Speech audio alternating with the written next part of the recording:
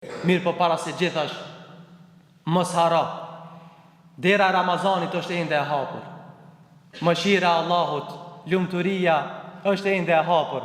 Ende është një shpresë, ende është një natë e bekuar, në të cilën natë është momenti më i shtrenjtë dhe më i veçantë në jetën tonë, e cila është nata e Kadrit.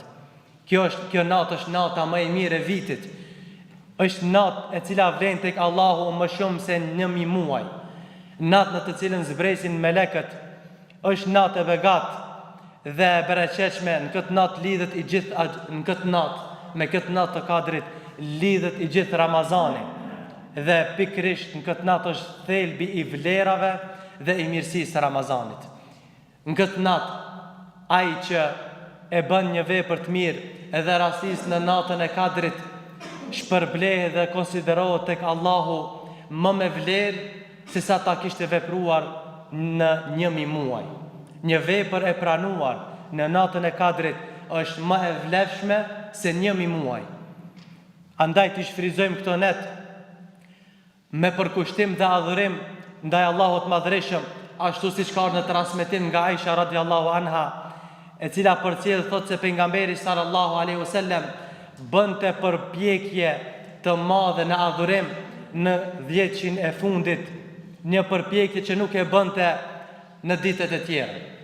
Edhe hadithin tjetër që transmeton po ashtu Aisha radhiyallahu anha thot, kur hynte 10 i fundit të Ramazanit, pejgamberi sallallahu alaihi wasallam e shtrëngonte izarin, ripin e tij, gjallëronte natën me adhurim dhe e zgjonte familjen e tij.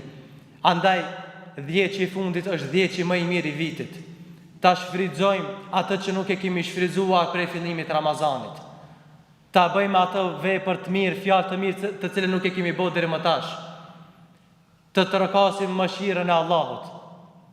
Të lutemi Allahut ashtu siç ka përmendë Allahu në Kur'an ku thotë: "Wa idha sa'alaka ibadi anni fa inni qarib." E kur të pyesin ty Muhammed për mua, thuaj se unë jam afër. Ujibu da'wat ad-da'i idha da'an. I përgjigjem lutjeve të lutësit. Ky ajet ku ka ardhur? Ka ardhur në renditjen e ajeteve të Ramazanit. Ti shfrytëzojmë këtë net në dua, vëllezër. Ti shfrytëzojmë këtë net në adhurim, në namaz, në Kur'an dhe në vepra të cilat e fitojnë kënaqësinë dhe mëshirën e Allahut.